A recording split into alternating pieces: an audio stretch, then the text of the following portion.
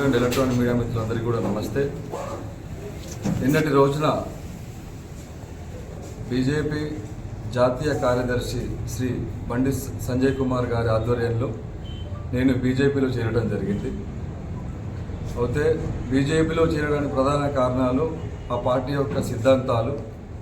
ఒకవైపు దేశ సంస్కృతి సాంప్రదాయాలను కాపాడుతూ మరోవైపు దేశాన్ని అభ్యున్నతిలో ముందుకెళ్లడము ఒక కారణము. తెలంగాణ రాష్ట్రంలో భారతీయ జనతా పార్టీని ఢిల్లీ స్థాయికి ముందంజలో నడిపించినటువంటి బండి సంజయ్ అన్న గారి ఆధ్వర్యంలో నేను పార్టీలో చేరడం చాలా ఆనందకరం. అదేవిధంగా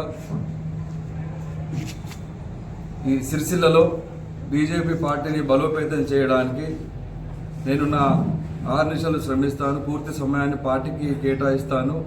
నా ఈ చేరికకు సహకరించినటువంటి జిల్లా కమిటీ మరియు అన్ని మండలాల కమిటీలందరికీ కూడా ప్రత్యేక కృతజ్ఞతలు తెలుసుకుంటూ మీ అందరి ముందు తెలియజేసుకుంటున్నాను. ధన్యవాదాలు. మొన్నటి రోజున పొన్నం ప్రభాకర్ గారు రాష్ట్ర మంత్రి బట్టపైన జీఎస్టీ వేస్తుంది, ఈ కేంద్ర ప్రభుత్వము బీజేపీ వచ్చే జీఎస్టీ స్టార్ట్ చేసింది అని చెప్పిండ్రు. జీఎస్టీ అనేది గతంలో కాంగ్రెస్ ప్రభుత్వం ఉన్నప్పటి నుంచి ప్రపోజల్ పెడతానే ఉన్నారు. వాళ్ళతో ఇంప్లిమెంట్ చేయడం వాళ్ళకి చేతగాలే. మన్మోహన్ సింగ్ గారి అధ్యక్షతనే ఇది ఇంప్లిమెంట్ చేయడానికి ప్రయత్నాలు జరిగినాయి. వాళ్ళతోని చేత కాకుండా పక్కకు పడిన దాన్ని నరేంద్ర మోడీ గారు దాన్ని కంప్లీట్గా అమలు చేసిండని మీకు ముచ్చట తెలియజేస్తున్న పొన్నం ప్రభాకర్ గారు. పొన్నం ప్రభాకర్ గారు ఇంకోటి ఏంటంటే 12% జీఎస్టీ వేస్తున్నారు అంటారు.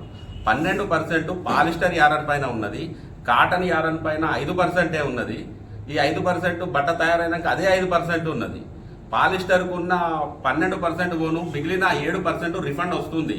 గత ప్రభుత్వం రాష్ట్ర ప్రభుత్వం రిఫండ్ ఇవ్వలే. ఇప్పుడు మరి మీరు ఇస్తున్నారా ఇస్తలేరా తెలియదు. అదేదన్నా పాత బకాయిలు అవన్నీ ఉంటే మీరు ఎంబడే ఇంత బాధపడుతున్నారు కదా జీఎస్టీ అని, వ్యాపారులకు ఎంబడే 7% రిటర్న్ ఇచ్చి మీరు ఏదైనా చెప్పాలని కూడా చెప్పాలి. లేకపోతే ఈ రాష్ట్ర ప్రభుత్వము జీఎస్టీకి బట్టలపైన తీసేస్తున్నది అని ప్రకటించి ఆ జీఎస్టీ కౌన్సిల్కు ఒక లెటర్ రాయరు. మీ ముఖ్యమంత్రిని లెటర్ రాయించమని, మా తెలంగాణ మట్టుకు వ్యాపారానికి బట్టకు ఏదున్నా జీఎస్టీ తీసేయర్రి, దాన్ని పూర్తి మేమే భరించడానికి రాష్ట్ర ప్రభుత్వం సిద్ధంగా ఉన్నదని ఒక లెటర్ రాసిన తర్వాత జీఎస్టీ మీద పొన్నం ప్రభాకర్ మాట్లాడాలి.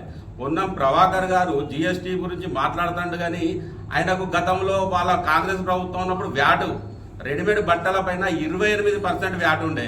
మరి అప్పుడు తెలియదు ఆయనకు. మళ్ళా తర్వాత యారన్ మీద 18 నుంచి 24% వ్యాట్ ఉండే. ఇవన్నీ తెలియకనే ఇప్పుడు 5-12 ఉన్నదాన్ని ఏదో ఉన్నది అని అబద్ధాన్ని 4 సార్లు అయిపోయి నిజం చేసే ప్రయత్నం మానుకోవాలి.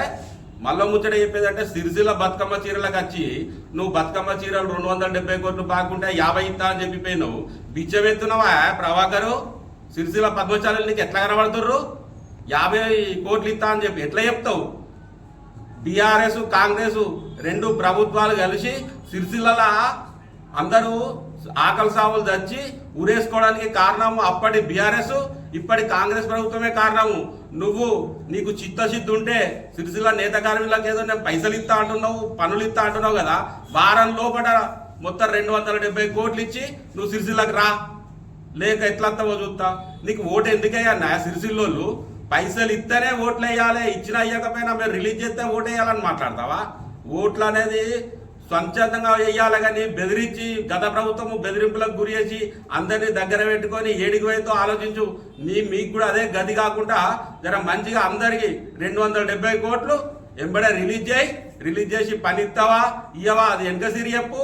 నువ్వు జీఎస్టీ మీద మాట్లాడాలంటే జీఎస్టీ కౌన్సిల్కు లెటర్ రాసి సిరిసిల్లకు రా, నీతో చర్చించడానికి భారతీయ జనతా పార్టీ సిద్ధంగా ఉన్నదని తెలియజేస్తున్నాం. భారత్ మాతాకి జై.